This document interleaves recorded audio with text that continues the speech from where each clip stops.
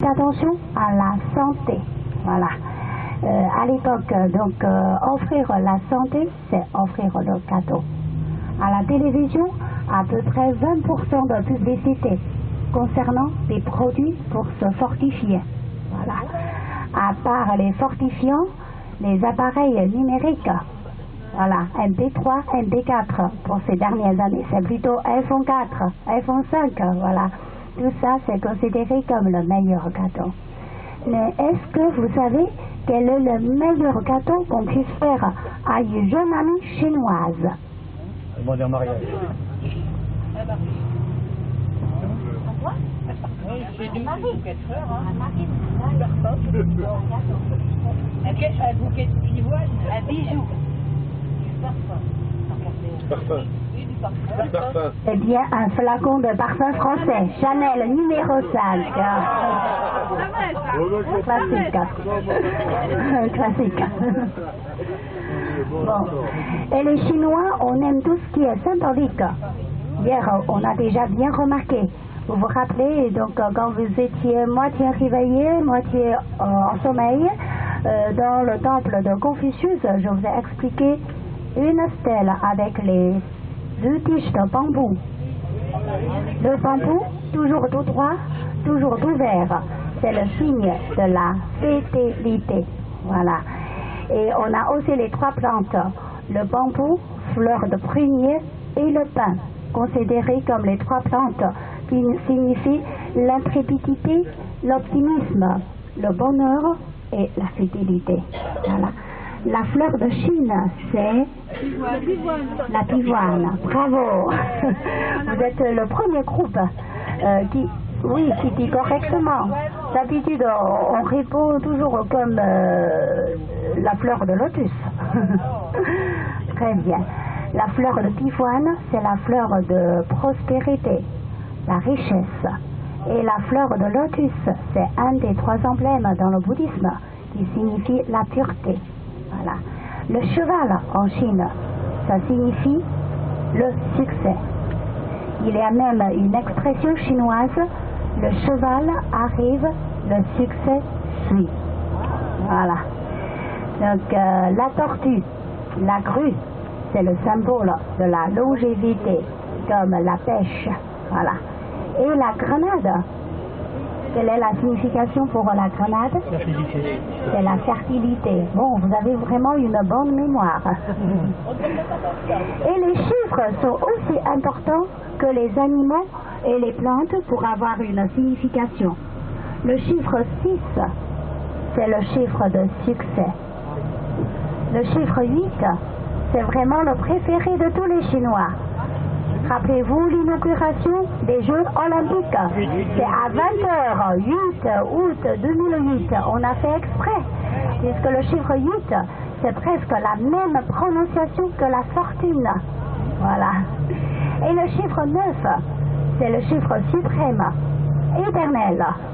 Un garçon qui offre un bouquet de roses à sa bien-aimée, il doit choisir 9 roses, 99 roses et 999 roses pour montrer son amour éternel. Bon. 4, on y fait 4, donc puisque le chiffre 4, c'est presque la même prononciation que la mort en chinois. C'est pour ça qu'il y a beaucoup de Chinois qui n'aiment beaucoup le chiffre 4. Bon, on a aussi les 12 animaux qui désignent les 12 années. Ça, c'est ce qu'on appelle l'astrologie chinoise. Par exemple, pour cette année, c'est l'année du serpent. Alors, si vous êtes né il y a 12 ans, 24 ans, 36 ans, 48 ans, 60 ans, c'est tous les 12 ans. Donc, pour cette année, pour vous, c'est votre année. Voilà. Donc, mais d'après la coutume chinoise, c'est pas bon pour vous. On dit c'est plutôt votre année fatale. La tradition exige qu'on se garde de toute imprudence pour éviter tout accident imprévu. Et d'après la coutume chinoise, on aimerait beaucoup porter tout ce qui est en rouge. Voilà. tout ce qui est en jade pour nous protéger. Voilà.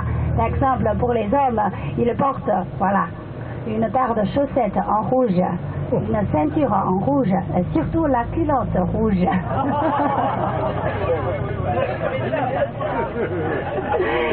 Et pour les...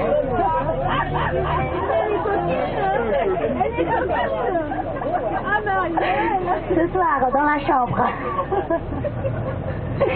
Et pour les femmes, même le soutien-gorge rouge.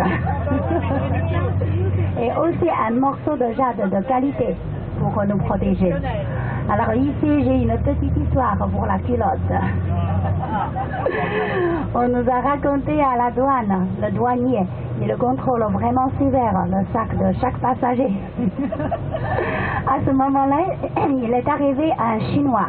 Dans son sac, le douanier, il a trouvé les 7 culottes. Il se demande pourquoi les 7 culottes, à quoi ça sert? Alors ce Chinois, il a expliqué, 7 culottes pour une semaine, chaque jour une culotte, c'est correct.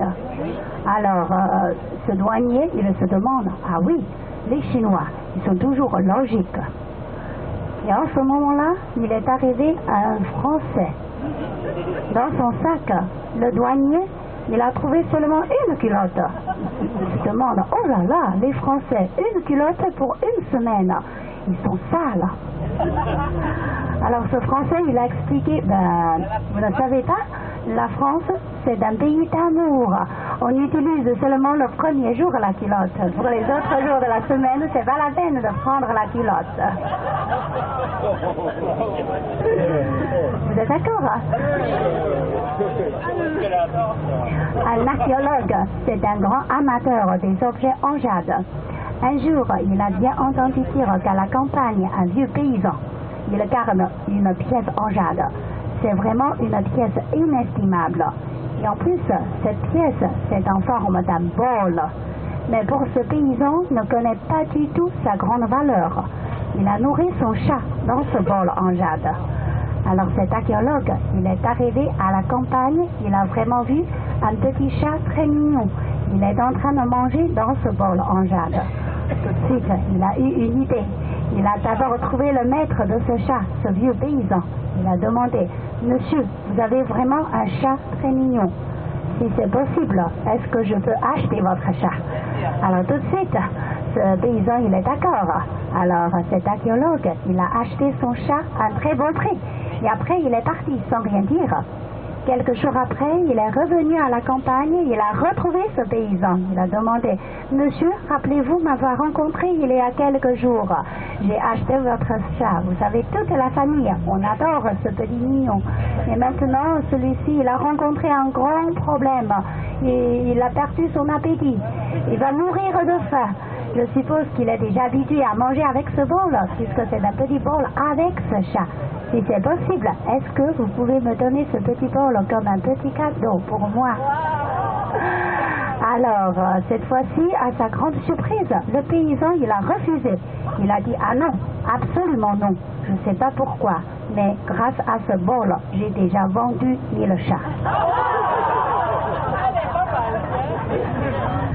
Dans le monde entier, l'or est peut-être considéré comme la devise internationale, forte par son excellence. Mais dans le contexte de la culture chinoise, le jade est infiniment plus précieux. D'après un dicton chinois, on peut estimer l'or, mais le jade est inestimable. En Chine antique, le jade le plus célèbre, c'est le jade He, H-E-He. Ça vient d'une histoire. On nous a raconté en 1600 avant Jésus-Christ. Un homme qui s'appelle Pierre. Un jour, il a observé qu'un phénix qui allait se poser sur une crête montagneuse. Il était convaincu qu'un trésor qui se cachait dans la haute montagne. Parce que selon la mythologie chinoise, le phénix ne se pose que sur des pierres en jade. Après avoir ratissé le sommet de cette montagne, il a vraiment vu un gros morceau de jade brut. Il était ravi, il a fait présenter au roi fièrement. Le roi, il a demandé à un artisan de vérifier l'authenticité de cette pierre. Mais celui-ci, il a déclaré que cette pierre n'avait aucune valeur. Alors, on a amputé le pied gauche de Bianhe pour le punir d'avoir causé cette déception. Quelques années après, quand le deuxième roi est monté sur le trône, celui-ci, il a pris son trésor, il a offert de nouveau son trésor au nouveau monarque, mais avec le même résultat. Cette fois-ci, il a dû renoncer à son pied droit.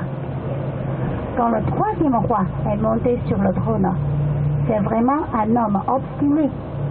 Il a pris son trésor, il est resté devant la porte du palais pendant 7 jours et 7 nuits en pleurant amèrement.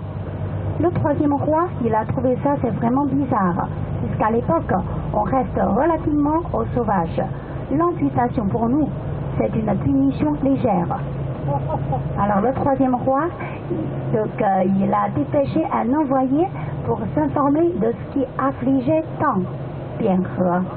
Celui-ci, il a répondu qu'il ne pleurait pas la perte de ses 2 pieds, mais qu'il était désespéré de constater que le trésor qu'il avait tenté d'offrir au roi avait été considéré comme une simple pierre, et que lui, un sujet loyal, avait été considéré comme un charlatan. Alors cette fois-ci, le troisième roi, il a décidé de couper cette pierre. C'est ainsi qu'on a découvert le jade pur à l'intérieur. On peut l'appeler le jade He en l'honneur de la fidélité de Bianhe. Voilà, cette histoire reflète le respect qu'éprouvent les Chinois pour le jade et aussi la conception de la fidélité. Voilà, absurde des priorités de Bianhe, selon lequel l'amputation des 2 pieds représentait peu de choses en comparaison de la quête à laquelle Bianhe s'était abstrait pour livrer son trésor à la seule personne qui est en digne, ça c'est l'empereur.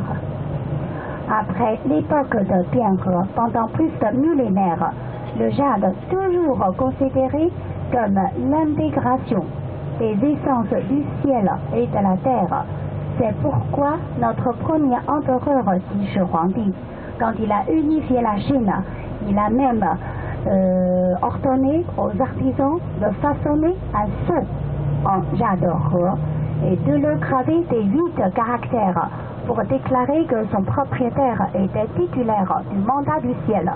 De même, ça c'est d'autres mots, c'est de la puissance impériale.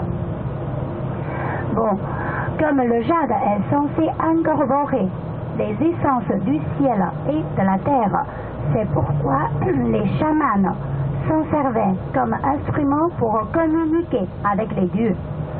À quoi ça sert communiquer avec les dieux? Comme les Chinois, on est tellement superstitieux. Avant d'entreprendre chaque activité importante, par exemple un voyage, une guerre, il faut d'abord pratiquer la divination. Quand on pratique la divination, il faut d'abord communiquer avec les dieux. Il faut inviter les dieux pour venir ici. Mais comme on est être humain, on est incapable de communiquer directement avec les dieux. Il faut toujours choisir un intermédiaire. Alors le jade, donc considéré comme un morceau de pierre sacrée, on l'a choisi comme cet intermédiaire pour inviter le dieu. Et chaque type spécifique étant assigné à chaque dieu. Comme vous voyez souvent le fameux disque dit en jade. Ça c'est ce qu'on a mis souvent à table pour inviter le dieu du ciel, qui signifie le sexe masculin. L'expansion, le soleil, c'est plutôt pour les hommes. Et pour nous, les femmes, c'est un prisme carré avec un trou rond au milieu. En chinois, ça s'appelle tronc. Ça, c'est pour communiquer avec le dieu de la terre, qui signifie le sexe féminin. La lune, le centre, c'est plutôt pour les femmes. Voilà.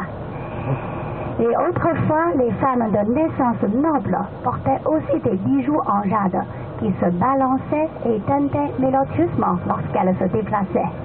Mais le jade n'avait plus qu'une fonction purement décorative, parce qu'on croyait qu'il existait une interaction entre la parure en jade et la personne qui la portait. Cela est basé sur cette théorie. Lorsqu'une personne portait des bijoux en jade, l'esprit qui émane du jade se fond avec le qi, Q-I-Qi. Dans la médecine chinoise, c'est une vigueur de l'organisme humain qui circule à l'intérieur du corps des méridiens et des vaisseaux, qui transporte les substances nutritives et l'énergie aux divers organes. Comme ça, le teint de cette personne s'éclaircit et sa constitution physique se renforce. Comme vous voyez souvent les jujubes, ce matin dans le restaurant, voilà, il y a les jujubes. Donc ça, c'est une plante, un fruit, pour favoriser la circulation du sang et du qi. Donc dans le marché médicinal, il y a beaucoup de plantes, beaucoup d'insectes. Donc dans la médecine chinoise, on nous a dit que tout ça, c'est pour favoriser la circulation du qi. Avec la bonne circulation du qi, on a un bon teint. Voilà, c'est pour ça. Donc, c'est pourquoi les Chinois, on aime beaucoup porter le bijou en jade, comme porte-bonheur, croyant le fait de le porter. Donc non seulement c'est bien pour la santé, mais aussi c'est bien pour chasser les mauvais esprits. Dans la culture chinoise, donc par exemple notre grand maître Confucius, il a aussi comparé la douceur agréable de jade à la bienveillance, la diversité de ses couleurs à l'esprit d'initiative, la translucidité de jade à la fidélité et la dureté de jade à la droiture. Donc il y a même un dicton chinois, un homme de vertu n'enlève pas son jade sans raison valable. Voilà.